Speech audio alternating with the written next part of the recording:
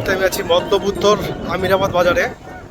দেখতে পাচ্ছেন প্রচুর নৌকা পদ্মা নদী থেকে মাছগুলো ধরে এনে ডাকের মাধ্যমে মাছগুলো বিক্রি করে থাকেন। আর এখানে পাইকাররা প্রথমে মাছ কিনবে, তারপর তাদের কাছ থেকে মাছ কেনা যাবে। তো চলুন তাহলে দেখে আসা যাক কীরকম দরদামে মাছগুলো বিক্রি হচ্ছে।